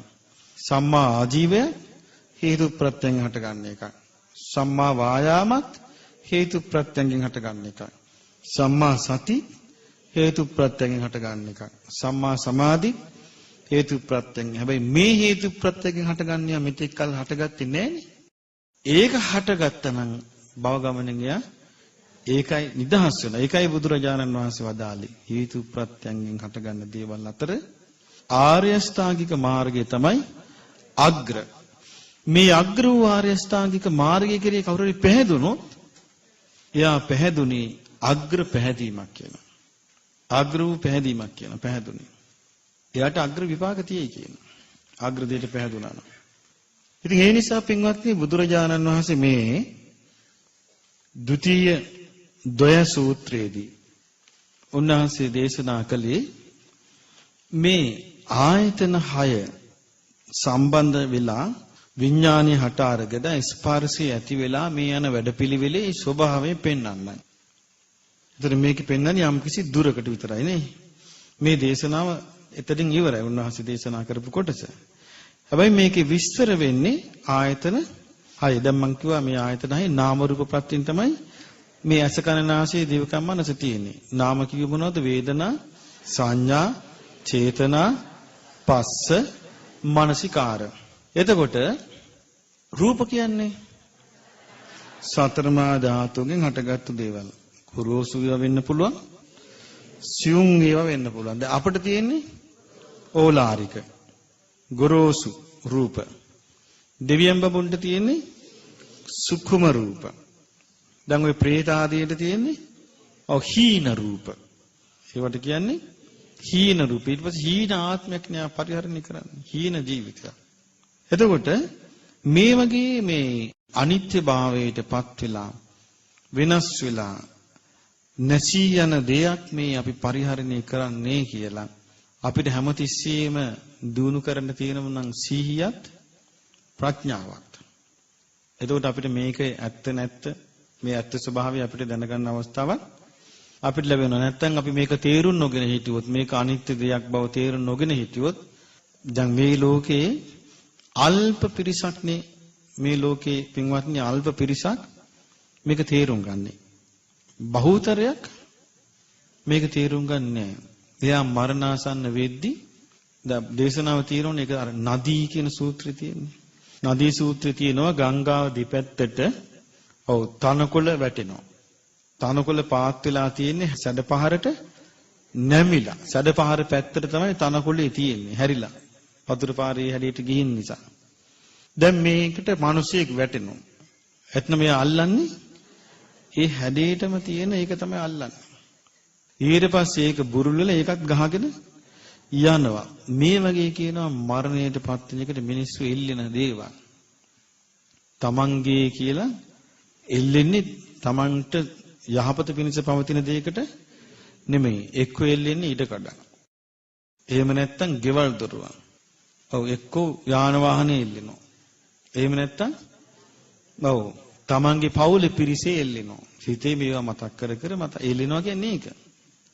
මතක් කර කර ඉන්නවා අනේ මං කොහොමද වින් වෙන්නේ? මං කොහොමද දාලා යන්නේ? මෙයාලා නැතුව මං ජීවත් වෙන්නේ කොහොමද කී කල්පනා කර කර ඉන්නවා. එතකොට මොකද වෙන්නේ? යමක් නිතර මතක් කරනවාද? නිතර මෙනෙහි කරනවාද? ඒකේම සිත බැස ගන්නවා. ඒකෙම සිත පිහිටනවා. ඊට පස්සේ යාට ඒකෙන් බේරෙන්න බෑ. ඊට පස්සේ යා ඒකේම උපදිනවා. ඊට පස්සේ යා ওই දුකටපත් වෙලා ඉපදිලා ඔය කොහේ හරි මුල්ලක ඉන්නවා. දැන් දේශනාවේ තියෙන අර මේ තිරෝ කුඩ සූත්‍රයේ තියෙනවා. මැරිලා ගිහින් හන්දිවල ඉන්නවා කියනවා. හතරමං හන්දිවල නැවතිලා යා. ඊට පස්සේ පාරේ යනවා දකින්න. ආන්දු යනවා. අන්න පුතා. මිනිබිරි. ඊට පස්සේ මොකද වෙන්නේ? පස්සෙන් යනවා. ගච්ඡන්තංවා අනුගච්ඡෙය්‍ය. පස්සෙන් යනවා. යනකට එයත් එක්කම යනවා. තිතං වාපෝ තිත්තේය. හිතගෙන ඉන්නකොට එයා ළඟ හිතගෙන ඉන්නවා. නිසින්නම් වා උපනිසීදෙය්‍ය. වාඩිලා ඉන්නකොට එයා ළඟම ඇවිල්ලා වාඩිලා ඉන්නවා. නිපන්නං වා උපනිපජ්ජෙය්‍ය. හාන්සිලා ඉන්නකොට ළඟින් ඇවිල්ලා හාන්සි වෙනවා. ඊට පස්සේ ඔන්න කියනවා ගැස්සුණා කියනවා. බය වුණා කියනවා. බෙල්ලෙන් ඇල්ලුවයි කියනවා. මේ ඔක්කොම අඩුපාඩු සිද්ධ වෙන්නේ මේ බුදුරජාණන් වහන්සේගේ ධර්මය තමන්ගේ ජීවිතයට ගත්තු නැති නිසා. එතකොට මේ තමන්ගේ ජීවිතයට ධර්මයේ ගන්නවා කියන්නේ ඒක බාහිර කෙනෙකුට කරන්න පුළුවන් එකක් නෙවෙයි. ඒක කරන්න ඕනේ කවුද? තමා විසින්මයි. ටිකක් හරි කමක් නැහැ. ලොකු සැලැස්මක් ගහනවට වඩා වටින්නේ අවස්ථාව ලැබෙන විදියට පුංචියට වැඩේ කිරීමයි. ලොකුවට සැලැස්ම ගහන එක්කෙනාගේ සැලැස්ම හැමදාම තියෙන්නේ සිහින මාලිගාවේ විතරයි. ඒක සැබෑවක් වෙන්නේ නැහැ. සැබෑවක් වෙන්නේ අවස්ථාව ලැබෙන පරිදි පුංචියට වැඩ කරන එක්කෙනා. එයා තමයි සැබෑව අත්පත් කරගන්නේ. ලොකුවට සැලැස්ම ගහන එක්කෙනා නෙමෙයි. ඒ ඔහෙක ගහින්දී සැලැස්ම. ඉතින් මේ නිසා මේ ධර්මයේ හැසිරෙනවා කියන එක ඒ වෙලාවට අපි දන්නේ කියන්නේ පුංචි වෙලාවකින් අපිට තීරණ ගන්න වෙන අවස්ථාවල් එන්න ඉඩ තියෙනවා ජීවිතේ නේ. අපි දන්නේ ඒක කොයි විදියටද මුණ දෙන්න තියෙන්නේ කියලා මේ වෙනස් වෙන ලෝකේ. ඉතින් ඒ නිසා මේ දාපි අද උදේ අර කුලාවක ජාතික ඇහුවා. ඉතින් අර මග කුමාරයා ඉපිරිස කවදාවත් හිතුවද මේ අතිකුගෙන් පාගල මරන් කන්න රාජදහසට ලක් වෙයි කියලා. හිතපු නැති වෙලාවක හිතපු නැති දෙයකට මුණ දෙන්න වුණා නේ. හැබැයි ඒ වෙලාවේ නියම විදියට ඒගොල්ලෝ ඒ ධර්මේ පාවිච්චි කළා.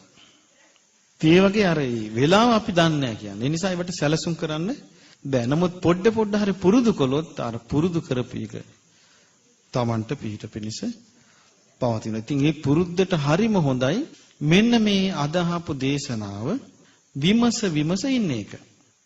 මේක මේ විදිහට නේද වෙන්නේ, මේක මේ විදිහට නේද එන්නේ දේශනාව කියලා තියෙන්නේ කියලා අර බුදුරජාණන් වහන්සේ පෙන්වා දීපු ආකාරයටම විමසීමස ඉන්නකොට සමහර විට අපි දන්නේ නැහැ කියන්නේ මේ ප්‍රඥාව කියන එක අපිට පේන්නේ නැහැ. මිනිසෙකුගේ මනසේ එයාගේ ප්‍රඥාව තියෙන විදිය බුදු කෙනෙක් විතරයි දකින්නේ. බුදුරජාණන් වහන්සේට තියෙනවා ඉන්ද්‍රිය පරියත්ත ඥානෙ. මේ මනසේ තියෙන ක්‍රියාකාරීත්වය ප්‍රඥාවක් කරා යන විදියට හැදිලා තියෙන ආකාරය උන්වහන්සේට පේනවා. උන්වහන්සේ ඒක දකිනවා. මේ ලෝකේ අනිත් අයට ඒක දකින්න අමාරුයි. ඒ නිසා ඒ බුදුරජාණන් වහන්සේගේ දේශනාවන සමාහට කරගෙන ගියොත් දැන් මේ කලින් ජීවිතයක ධර්මයේ පුරුදු කළා නම් මේ ජීවිතයේදී යට ඒ ධර්මේ වහා වැටහෙනවා. කලින් ජීවිතයක ධර්මයේ පුරුදු කළා නැත්නම් මේ ජීවිතයේදී ඒක ඒකාන්තයෙන්ම ඊළඟ ජීවිතයට උපනිශ්‍රේ වෙනවා. මේ ජීවිතයේදී ධර්මය අවබෝධ කරගන්න හැකියාවක් නැත්නම් ඒ ඇති කරගන්න ශ්‍රද්ධාව ඊළඟ ජීවිතය ධර්ම අවබෝධ කරන්න සුදුසුෙක් වෙනවා. මේ නිසා මේ ධර්මයේ ලං කර ගැනීම දැන් පැහැදුනේ ආර්ය අෂ්ටාංගික මාර්ගය ගැන නම් ඒ චිත්ත ප්‍රසාදයෙන් අග්‍ර විපාක ලැබෙනවා කියලා බුදුරජාණන් වහන්සේ දේශනා කළේ. එන එක කාගේ අදහසක්ද? බුදුරජාණන් වහන්සේගේම අදහසක්. ඒකයි. ඒ නිසා මේක උන්වහන්සේ දේශනා කරන්නේ අවබෝධයෙන්නේ. උන්වහන්සේ අවබෝධයකින් තොරව එක වචනයක්වත් උන්වහන්සේගේ මුවින් පිට වෙන්නේ නැහැ. හැම වචනයකටම සාධාරණ පදනමක් තියෙනවා. උන්වහන්සේ දේශනා කරන්නේ මේ ලෝකෙ මිනිස්සු එක එක විදිහට වචන කතා කරනවා කියලා. ලෝකේ කතා කරන රටාවේ උන්වහන්සේ නැහැ. උන්වහන්සේ කතා කරේ වචන දෙආකාරයක. යම් වචනයක් සත්‍යයිද හිතසුව පිණිස පවතීද ඒක අනිත්‍ය අකමැති වෙන්න පුළුවන්. හැබැයි ඒක සුදුසු කාලෙදී උන්වහන්සේ කියනවා. යම් වචනයක් සත්‍යයිද හිතසුව පිණිස පවතිනවද ඒක අන්නයි කැමති වෙන්න පුළුවන්. ඒකත් සුදුසු කාලෙදී කියනවා. ඔච්චරයි උන්වහන්සේ කළා තියෙන්නේ. ඉතින් ඒ නිසා ඒ උන්වහන්සේගේ දේශනාවලින් අපිට ඒ හරි අර්ථය ලබා ගන්න පුළුවන් වුණොත් ඒක මං හිතනවා මේ දැන් මනුස්ස ලෝකේ අපි ආවා. අපිට යම්කිසි ලෝකේ ඔලුව උස්සලා කෙලින් ජීවත් වෙන්න යම්කිසි ඥානයක් තියෙනවනේ. දැන් අපි ගත්තොත් බුද්ධ කාලේ ගත්තොත් මම කල්පනා කළා බුද්ධ කාලේ පිරිස ගැන. දැන් අය වගේ නෙවෙයි. ඉස්කෝල නැහැ. එහෙනම් ගෑන් ළමයි දන්නේ උයන්න විතරයි. මොන නෝන කියලාද කිව්වේ? හැඳිමිට නෝන කියලානේ කිව්වේ.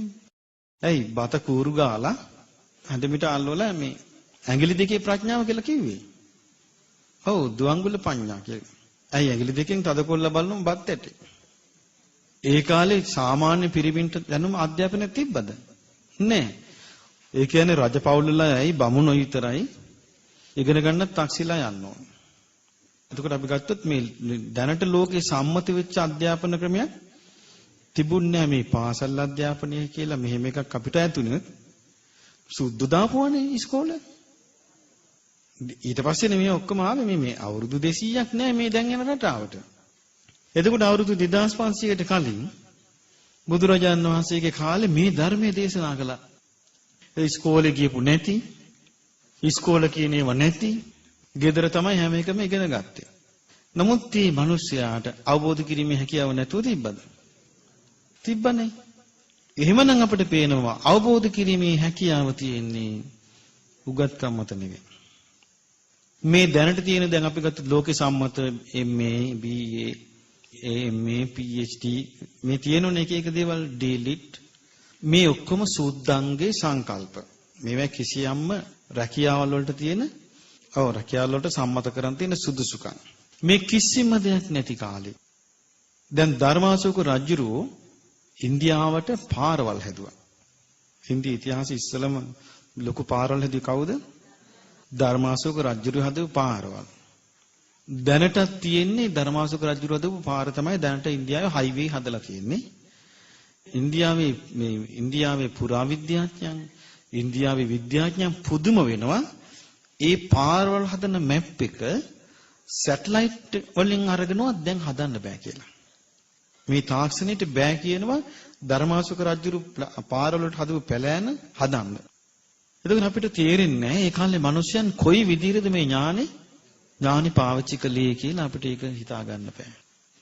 ඒ තරම් මේ මිනිස්සුන්ට තිබිලා තියෙනවා අපූර්ව හැකියාවක්. විශේෂයෙන් මේකයි මේ මිනිස්සු වේගින් මේ ධර්මයේ අවබෝධ කළේ. සමහර විට මං හිතන්නේ අර බුදුරජාණන් වහන්සේ පහළ වෙලා උන්වහන්සේගේ දේශනාවක් තියෙනවානේ අර ප්‍රජාපති ගෞතමී ප්‍රධාන පිරිසට භික්ෂුණී උපසම්පදා ඇති කරපු වෙලාවේ ප්‍රකාශයක් තියෙනවා ආනන්ද හාමුදුරන්ට ප්‍රකාශ කරපු. ආනන්දේ මේ බුද්ධ ශාසනය අවුරුදු 1000ක් පවතිනවා. මේකෙන් මේ කාන්තාවන්ට පැවිදි දීපු නිසා 500කට බැස්සා. ඒක වළක්වන්න තමයි මේ අෂ්ටගරු ධර්ම පැනෙන්නේ කියලා. දැන් ওই 1000 කියන එක සමහර විට ඒකේ තේරුම ධර්මය අවබෝධ කරන්න පුළුවන් පින තියෙන අයගේ කාලෙ වෙන්නේ නැති. ඒ කාලේ තියෙන ස්කෝලත් නෑ, යුනිවර්සිටි මොකවත් නෑනේ. දැන් නේ තියෙන්නේ. හැබැයි මිනිස්සුන්ට ධර්මයේ අවබෝධ වුණා. ධර්මයේ හැසිරුණා. අසාමාන්‍ය දක්ෂතාවලින් හිටියා. දැන් කාලේ අපි ගත්තොත් දැන් කාලේ මේ දැනුත් ඒ ධර්මයේ පැත්තට දක්ෂතා නෑ, අනිත් පැත්තට දක්ෂතා තියෙනවා. එතකොට අපිට පේනවා මේ ධර්මයේ පැත්ත යන්න නම් මේ අපි මේ කතා කරන මාතෘකාව පැත්ත ප්‍රගුණ වෙලා තියෙන්න ඕනේ. දැන් අපි ගත්තොත් කෙනෙක් ධර්මයේ ගැන දන්නේ නැති කෙනෙක් හොඳට පින් දහම් කරනවා. නොඇලී වාසය කරනවා. මරණින් මත්තේ දෙවියන් වෙලා උපදින්න පුළුවන්. හැබැයි යාට ඒ කරපු ආකාරයට තමයි යාගේ විපාකේ ලැබෙන්නේ. එතකොට ප්‍රඥාව ඇති නොවෙන්න පුළුවන්. ප්‍රඥාව ඇති වෙන්න නම් ප්‍රඥාව ඇති වෙන ප්‍රතිපදාවක යෙදිය යුතුයි. එතකොට ප්‍රඥාව ඇති වෙන ප්‍රතිපදාව තමයි මේ බුදුරජාණන් වහන්සේගේ මේ ධර්මය තුලින් මේ කියවෙන්නේ. එතකොට මේක යම් කිසි විදියකින් ප්‍රගුණ කරනවා නම් ඒ ප්‍රගුණ කිරීම තුල ඔන්න ජීවිතේ යහපතක් එයාට ආත්පත් කරගන්න පුළුවන්. මේ තුල මිනිස්යාගේ කරුණාව, මෛත්‍රිය, අනුකම්පා මේ ඔක්කොම ගොඩ නැගිනවා. මට එක දරුවෙක් ලස්සන කියමනක් කිව්වා. එයා කිව්වා මේ ලෝකේ ඉක්මවා ගිය එකක් නේ ස්වාමීන් වහන්සේ මේ නිවන කියන්නේ. මට කිව්වා දැන් නිවනට ඉස්සෙල්ලා එහෙනම් තව තැන් තියෙනවනේ පහු කරගෙන යන්න. මම කිව්වා manussත්වයේ ගොඩ නැගිච්ච එක්කෙනාට manussත්වයේ ඉඳලා යන්න පුළුවන් දේවත්වයට. දේවත්වයේ ගොඩ නැගිච්ච එක්කෙනාට දේවත්වයේ තුල යන්න පුළුවන් බ්‍රහ්මත්වයට. බ්‍රහ්මත්වයේ තුල ගොඩ නැගිච්ච එක්කෙනා එතනින් ඊතර වෙන්න පුළුවන්. ඊට කියන ස්වාමීනි මේ ධර්මයේ හැසිරෙන ආදිය බලුවම පේනවා ඉස්සල්ලාම ගොඩනගෙන තියෙන මනුස්සකම. මට මේ ගිහි දරුවෙක් කිව්වේ මනුස්සකම තුල ගොඩනගෙන ගුණවත්කම මත තමයි යා දෙවියෙක් වෙන්නේ මරණින් මත්තේ. එයා හොඳට සමාධි වැඩුවොත් එයා තුල ගොඩනගෙන බ්‍රහ්මත්වය. එතකොට එයා මේ චතුරාර්ය සත්‍ය පරිපූර්ණ වශයෙන් අවබෝධ කළ තුන් ලෝකෙම ඉක්මවා ගියා. හරිනේ කතාව. ඉතින් එහෙනම් මේ ඔක්කොම තියෙන්නේ ඉස්සෙල්ලාම එහෙනම් ගොඩනගා ගන්න තියෙන මොකද්ද? මනුස්සකම. මිනිස් ධර්ම. ඒ මනුස්ස ධර්ම තුල තමයි මේ ඔක්කොම ගොඩනගෙන්න තියෙන්නේ. මනුස්ස ධර්ම වලින් තොරව ගොඩනගා ගන්න ගුණයක් මං හිතන්නේ නැහැ ලෝකේ තියෙයි කියලා. එතකොට ඉස්සෙල්ලාම ලෝකේ ගුණයයි සම්මත යමක් ඇද්ද ඒක ගොඩනගින්නේ කුමක් තුලද? මනුස්ස ගුණධර්ම තුල. ඒ මනුස්ස ගුණධර්ම වර්ධනය වෙලා ඊට පස්සේ එතනින් යා ඉක්මව යනවා. ඊට පස්සේ යා දිව්‍ය ගුණධර්ම වලට යනවා. ඊට පස්සේ ඒක ඉක්මව යනවා. බ්‍රහ්ම ගුණ ඊට පස්සේ යා මගපල් ලබනවා. සාමාන්‍ය ලෝකයා කල්පනා කරන්නේ අපි නෙමෙයිනේ. අපි නම් මේ විදිහටම යනවානේ. සාමාන්‍ය ලෝකයා කල්පනා කරන්නේ කොහොමද? මානසිකමක් නැතුව, ඔව් දිව්‍යත්වයකුත් නැතුව, බ්‍රහ්මත්වයකුත් නැතුව, ඔව් පොළවේ ඉඳලා වහලට පයින්ද. ඒ කියන්නේ එකපාර ඉනි මගක් මොකවත් නැතුව. ඒක කවදාවත් ලෝකේ සිද්ධ වෙන්නේ නැහැ. මිනිස්කම මුල් කරන් තමයි හැම ගුණයක්ම අපිට වර්ධනය කරගන්න තියෙන්නේ. ඉතින් ඒ නිසා මේ මනුස්ස ධර්ම සාරවත් වෙන්නේ. දැන් අපි ගත්තොත් මග කුමාරගේ අපි කතාවක් ඉගෙන ගත්තනේ. දැන් බලන්න මේගොල්ලෝ මනුස්ස ලෝකේ ගත කරපු ජීවිතේ කොහෙද ගිහිල්ලා නැවතුනේ? දෙවියෝ වෙලා ඉපන්නා. ඉතින් ඒ නිසා මේ හරියට මේ ගුණධර්ම මත මිසක් නිකන් අපි කියුවට ඒක ඇති වෙයි කියලා මං හිතන්නේ.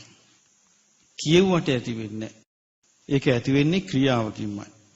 ඉතින් ඒ නිසා පින්වත්නි අපිට මේ දුර්ලභ කාලයක් අපේ ශාස්ත්‍රුන් වහන්සේගේ සම්බුද්ධත්වයේ මෙනෙහි කරන කාලයක්. ඊළඟට ලෝකයට කාල විපත්ති බහුල කාලයක්. ඒ නිසා මේ වගේ කාලයක අපිට මේ ධර්මයේ හැසිරෙන්න, ධර්මයේ තේරුම් ගන්න, ඊළඟට ධර්මයේ පුරුදු කරන්න අපිට දුර්ලභ අවස්ථාවක් තමයි මේ අපි මේ ගත කරන කාලය අපිට ලැබිලා තියෙන්නේ. ඒ නිසා මේ දුර්ලභ අවස්ථාව අපි හරි විදියට කල්පනා කරලා ප්‍රයෝජනෙට ගන්න ඕනේ. එතකොට තමයි අපිට මේකෙන් නියමාකාරී ක්ෂණ සම්පත්තියෙන් ප්‍රයෝජනයක් අරන් අපිට මේ ලෝකෙන් සුදුසු කාලෙදී අපි යයි. හැබැයි එතකොට මේ ලෝකෙන් යන්නේ අපි මේ ලෝකේ මිනිස් ලෝකෙට ආපු එකකින් යම්කිසි ප්‍රයෝජනයක් අරගෙන. මම ඔබට උදේ මතකද මම කිව්වා ධර්මයේ කාරා යන කෙනෙකුට බලාපොරොත්තු දෙකක් තියෙන්න ඕනේ කිව්වා. මොකක්ද? සුගතිය ඉපදීමත් චතුරාර්ය සත්‍ය අවබෝධය. මේ බලාපොරොත්තු දෙකෙන් තමයි යාම් යන්නේ. මේ බලාපොරොත්තු නැත්තම් ඒ ගමන යන්න බෑ යාට. වෙනස් වෙනවා. ඉතින් ඒ නිසා අපිට මේ ද්වය සූත්‍රය මුල් කරගෙන බුදුරජාණන් වහන්සේ වදාළ ධර්මය අපි අහලා අපටද මේ විග්‍රහ කරලා තේරුම් අරගෙන අවබෝධ කරගෙන ප්‍රඥාව දියුණු කරගෙන මේ ගෞතම බුද්ධ ශාසනයේ චතුරාර්ය සත්‍ය අවබෝධ කරගන්නට වාසනාව ලැබේවා. සාදු.